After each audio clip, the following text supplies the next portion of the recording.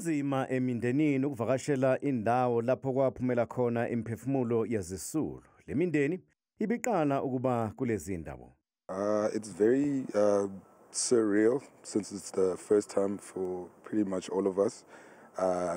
Obviously the nerves coming to these places. So it was very surreal sort of finding these spots, having not known anything of where they are. Kulezi ndawo khona naleyo lapho kwatholakala khona imoto kaMatthew Goniwe ababehamba ngayo ithungelwe ngomlilo.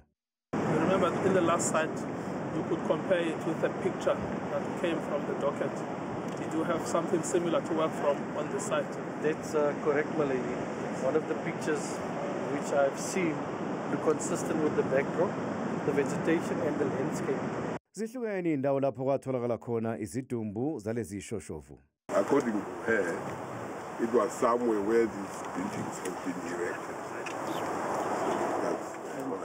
Which bodies were those? It was Fort Kalata and Matthew. Yes. And we're not far apart, according to what she said. Yes. And when you talk about the ritual, what is that ritual? The ritual was to fetch their spirits. Yes. That's what we do. Yes. Which means you need to go to the place where they died. To the vicinity, yes. Yes. It was years after. To pinpoint the exact, it would be quite difficult.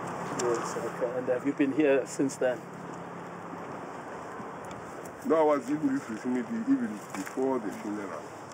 Nonyaka kuhlangana iminyaka engamashumi selokhu kwasocongwa uMatthew Goniwe, Fort Kalata, Sparrow Mkhonto noSicelo Mhlawuli. Laba bathunjwa bashaywa bahlukunyezwa ngamaphoyisa obandlululo. Ngo-1985 ngaphambi kokuba-ke babulawe bathungelwe ngomlilo. Babulawa khathi beya ekhaya bebuya emhlanganweni we-UDF eBhayi. Babethathwa njengabantu-ke ababeyingozi kuhulumeni wobandlululo. Ukubulawa kwabo kwasusa impikisho ezweni lonke.